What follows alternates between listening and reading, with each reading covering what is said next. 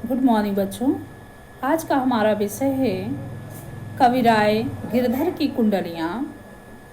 गिरधर ने अपनी कुंडलियों में किसका वर्णन किया है? प्राचीन समय का, पुराने समय में। उस समय जब व्यक्ति यात्रा पर चलता था तो उसके पास कुछ चीज़ें अवश्य होनी चाहिए थी जो उसकी यात्रा में सहायक होती थी। पहले पद में इन्होंने क्या कहा है? लाठी में गुण बहुत है, सदा राखिए संग। लाठी के महत्व पर प्रकाश डाला है। उस समय जब लोग यात्रा पर निकलते थे तब उसके साथ लाठी अवश्य हुआ करती थी। उसी लाठी के गुण का वर्णन करते हुए क्या कहते हैं? लाठी में बहुत से गुण हैं। यात्रा पर चलने के समय उसे हमेशा साथ में रखना चाहिए। गहरी नदी नारी जहाँ तहाँ बचावे अंग।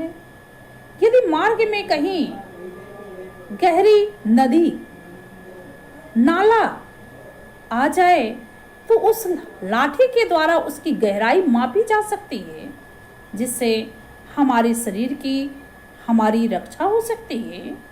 तहाँ बचावे अंग झपट कुत्ता का हमारे। और अगर मार्ग में रास्ते में कहीं कुत्ता आप पर दौड़ पड़े, आपको काटने के लिए आए, उस लाठी से उसे मार करके स्वयं को बचा सकते हैं। दुश्मन दावागीर हो ये तिनहु को झारे। मार्ग में कोई दुश्मन, कोई शत्रु या कोई चोर डाकू आप पर आक्रमण कर देता है, तब भी लाठी के द्वारा अपनी रक्षा की जा सकती है। कहाँ गिरधर कविराय सुनो ही घूर के बाटी। कबीरदास जी मनुष्यों को संबोधित करके कहते हैं कि हे मनुष्यों, हे मानो मेरी बात सुन लीजिए। सब हथियार न छाड़ी हाथ में लीजिए लाठी। समस्त हथियार छोड़ करके मार्ग पर निकलते समय, किसी रास्ते पर जाते समय, किसी यात्रा के दौरान लाठी को अवश्य में हाथ में लेकर चलना चाहिए। आगे क्या कहते हैं? कमरी थोड़ी दाम की बहुते आवे काम। कंबल का महत्व बताते हैं। मार्ग में कहीं पर भी जाते समय, जब हम किसी सफ़र पर चल रहे हों, किसी यात्रा पर हों, उस समय कंबल अवश्य ही हाथ में लेके चलना चाहिए। उसी के महत्व पर प्रकाश डालते हैं। क्या कहते हैं? कंबल थोड़ी ही पैसों में मिल जाती है, बहुत सस्ती होती है, परंतु हमारे यात्रा के दौरान वह अवश्य बहुत बहुमूल्य हो जाती है, बहुत काम की होती है। खासा मखमल वाहता उन पर राखे मान। उस समय अटैची नहीं हुआ करती थी, तो क्या कहा जा रहा है? खासा यानी खास, मखमली, कीमती वाहता जैसे कीमती वस्त्र, उसे उस कंबल में लपेट कर रखा जा सकता है, जिससे यात्रा के दौरान वे मखमली कीमती वस्त्र हमारे सुरक्षित पड़े रहेंगे। उन पर राखे मान बंद जहाँ आड़े आवे। और जहाँ हमारी ज़रूरत उसकी पड़ती है, हम उसे उसमें बंद करके रख लेते हैं।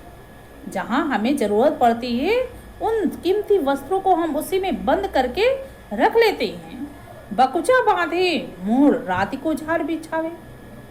और कहीं कहीं जब हम यात्रा के दौरान थक जाते हैं, तो जो वस्त्र बंद करके उसमें रखे हुए होते हैं, उन्हीं वस्त्रों को हम सिर के नीचे लगाकर सो जाते हैं, जो हमारे लिए तकिए का काम करती है। रात को झाड़ बिछावे।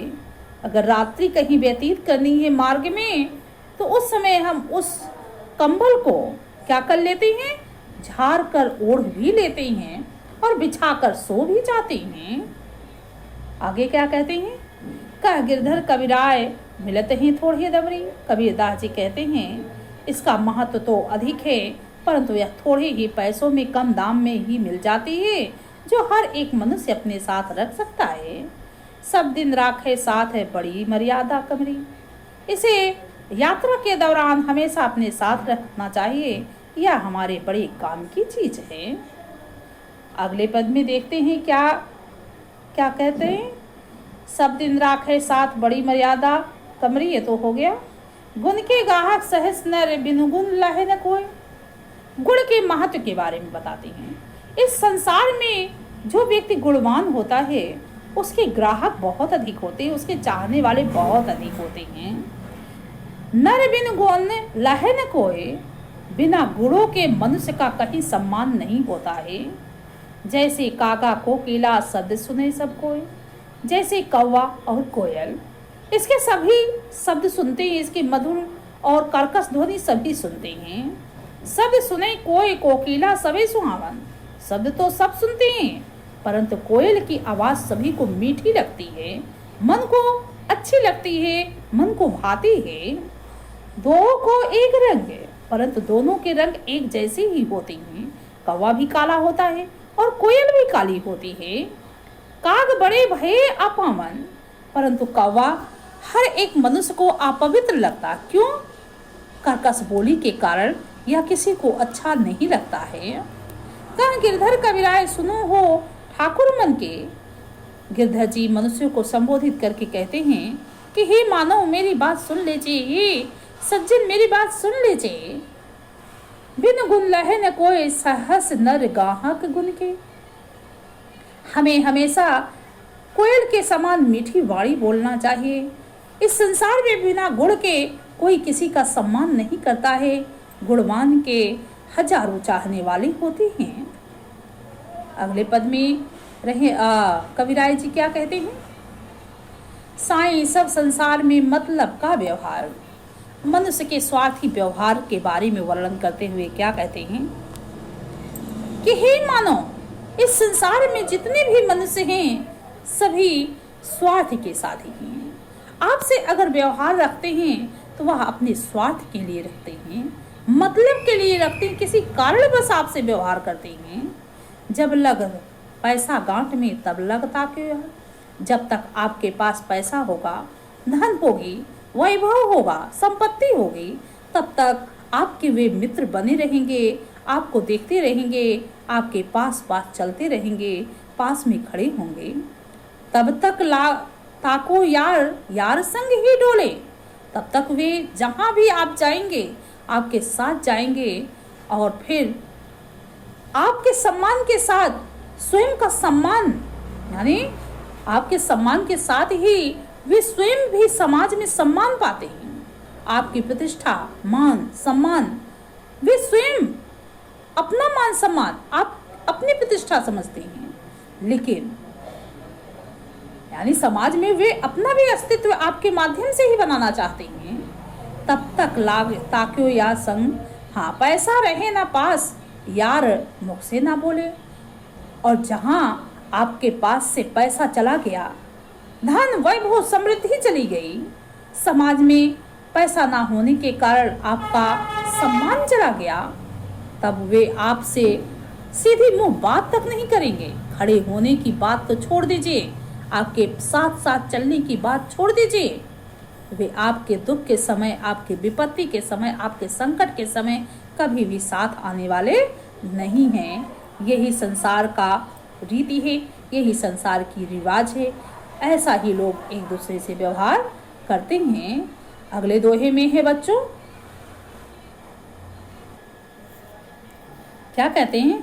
कह गिरधर कविराय जगत यही लेखा। कवि गिरधर जी कहते हैं संसार का यही नियम है, यही रिवाज है।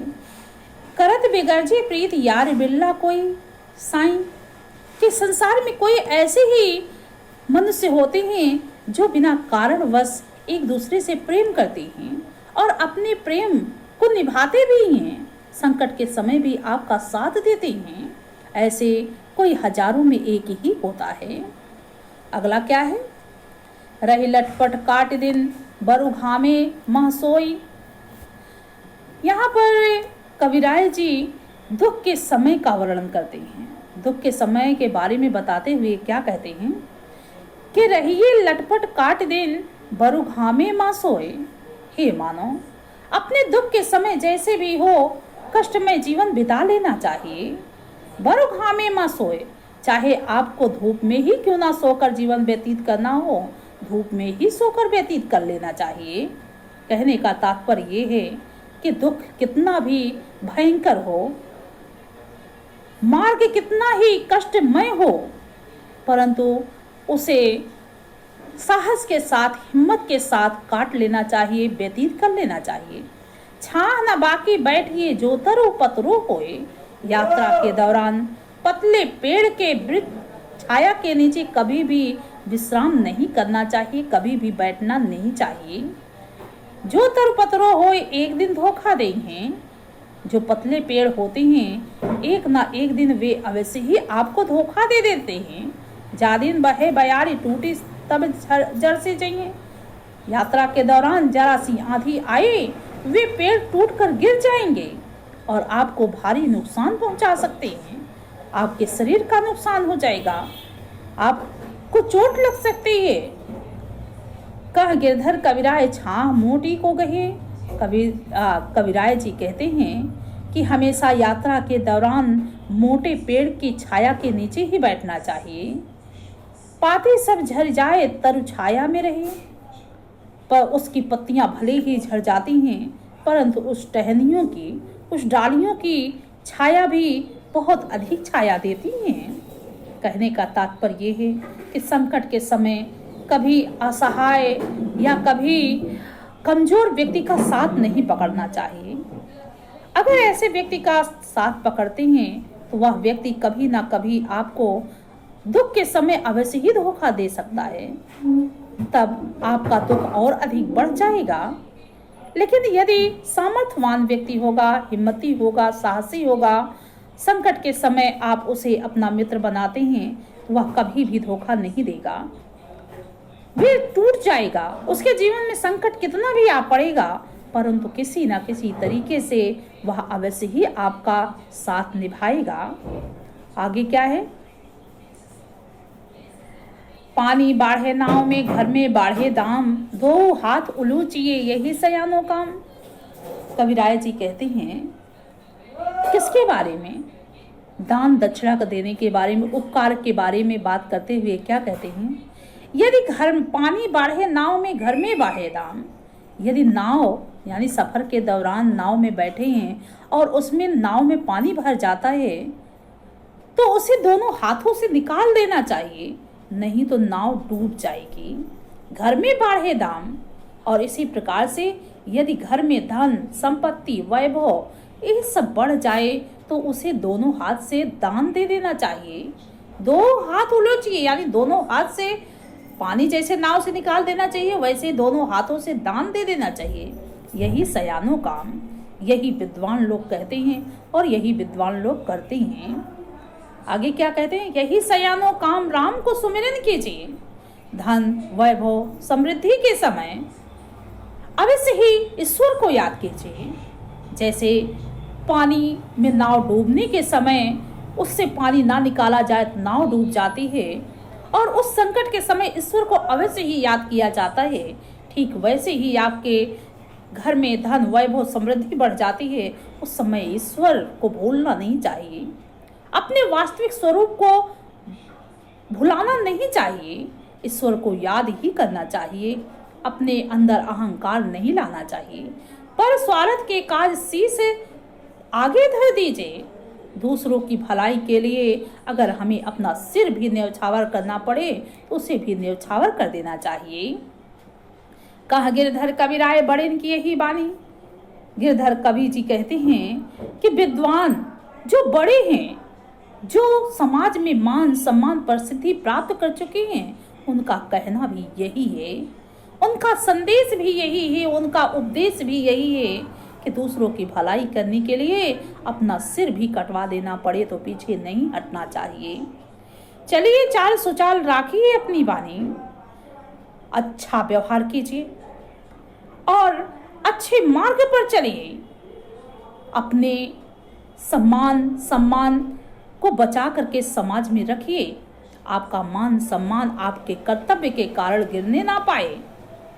कहने का तात्पर्य ये है कि जब मनुष्य के जीवन में धन, वैभव, समृद्धि बढ़ जाता है तब मनुष्य के अंदर अहंकार आ जाता है और अहंकार के कारण वह अपने सद्गुणों को भुला देता है। उसके बाल बच्चे भी धन, वैभव, समृद्धि के कारण गलत मार्ग पर चल पड़ते हैं। ऐसे समय जब हम उस धन का दान दे देते हैं, दूसरों की भलाई में लगा देते हैं, तो हमारी सद्वृत्ति बनी रहती है, हमारे अंदर अहंकार की भावना नहीं उत्पन्न होती है, हम समाज में मान सम्मान बना के रख पाते हैं और लोग हमारा सम्मान उस समय भी करते हैं जब हमारे पास धन वैभव समृद्धि भी होती है। वैसे तो धन वैभव समृद्धि हो जाने पर अहंकार के बढ़ जाने से व्यक्ति बुरा कार्य करने लगता है और जब बुरा कार्य करता है तब उसका मान सम्मान समाज से गिरने लगता है। तो यही कवि समझाना चाहते हैं कि हमेशा अच्छा व्यवहार कीजिए, अच्छा दूसरों का उपकार कीजिए, दान दीजिए, अपना मान सम्मान धन वैभव समृद्धि के बढ़ने के समय भी बचाए रखिए, अहंकार मत उत्पन्न होने दीजिए। आगे क्या है? राजा के दरबार में जैसे समय पाए, साएं तहाँ न बैठिए, जहाँ हो कोई दे उठाए।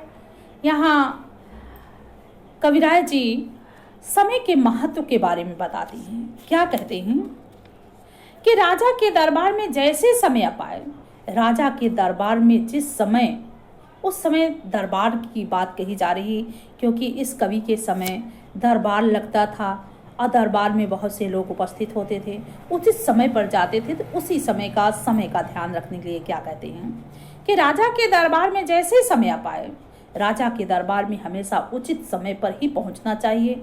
जो समय दिया गया है, निर्धारित किया गया है, उसी समय पर पहुंचना चाहिए। जैसे मान लीजिए आज की बात करते हैं, आज की बात अगर करते हैं तो कोई इंटरव्यू देने जा रहा है और समय पर इंटरव्यू का समय दिया गया है 9 बजे और पहुंचता है 10 बजे, उसकी बात कही जा रही है। तो हमेशा हमें समय पर ही कहीं पहुंचना चाहिए। तो उस समय राजा के दरबार में भी समय पर ही पहुंचना चाहिए जब दरबार लगता हो, अर्थात जो समय निर्धारित किया गया हो। साएं तहाँ न बैठिए जहाँ को दे उठाए। साएं कहते हैं कि उस स्थान पर, राजा के दरबार में पहुंचने के बाद उस स्थान पर कभी मत पहुंचिए जहां दूसरे का स्थान हो, जहां कोई आ करके आपको उठा करके ये कहे कि आप दूसरी जगह बैठ जाइए। यानी जहां को दे उठाए, जहां कोई आपको उठा दे, आपका इससे क्या होगा? अपमान होगा, आपका सम्मान गिर जाएगा। इसलिए उचित स्थान देख कर ही बैठिए जहां आपको लगे कि आपको कोई उठाएगा नहीं, जहां श्रेष्ठ मनुष्यों को बैठना है, जहां पता है आपको कि यहाँ कोई श्रेष्ठ व्यक्ति बैठेगा, मंत्री बैठेंगे या कोई राज दरबारी बैठेगा, उस समय वहां स्थान पर नहीं बैठना चाहिए। जहां को दे उठाए बोल अनबोले रहिए। वहां जहां कोई ना बोल रहा हो वहां बोलना नहीं चाहिए, चुप होकर के बैठना चाहिए, शांत होकर के बैठना चाहिए। हंसिए नहीं, हाहाए बात पूछे तो कहिए। जहां सभा चल रही हो, जहां लोग शांत होकर बैठे हों, यहाँ ठहाका मार करके नहीं हंसना चाहिए। राजा के दरबार में ठहाका मार करके नहीं हंसना चाहिए। बात पूछे तो कहिए, जब आपसे कुछ पूछा जाए तभी ही कुछ बोलना चाहिए, अन्यथा नहीं बोलना चाहिए। कह गिरधर कबीराय समय सो कीजिए काजा। गिरधर कवि जी कहते हैं हर काम अपने समय पर करना चाहिए। समय निकल जाने पर काम करने से कोई फायदा नहीं होता, कोई लाभ नहीं होता है। अति आतुर होए कोई बहुरी अन्न खइहे राजा। अत्यंत उग्र नहीं होना चाहिए, अत्यंत अधीरता नहीं दिखाना चाहिए, धैर्य के साथ बैठना चाहिए। सारे काम समय पे करना चाहिए, व्याकुल नहीं होना चाहिए, बेचैन नहीं होना चाहिए, धैर्य नहीं खोना चाहिए, धैर्य धारण करके बैठना चाहिए, नहीं तो राजा को बुरा लग सकता है। आज के समय में कैसे बुरा लग सकता है? जिस ऑफिस में, जिस जगह आप कार्य के लिए जा रहे हैं और जो आपको निर्धारित समय दिया है, आप समय पर नहीं पहुंचते हैं, उसे भी बुरा लग सकता है। आज के समय की बात बता रहे हैं, उस समय की नहीं, उस समय की राजा की बात कही जा रही है पद में। तो बच्चों, आप सभी पढ़ते रहिए, सुनते रहिए, वीडियो को देखिए, लाइक कीजिए, शेयर कीजिए। कोई गलती हो तो उसे बताइए। कुछ प्रश्न पूछना चाहते हैं तो मैसेज करके पूछ सकते हैं। धन्यवाद बच्चों।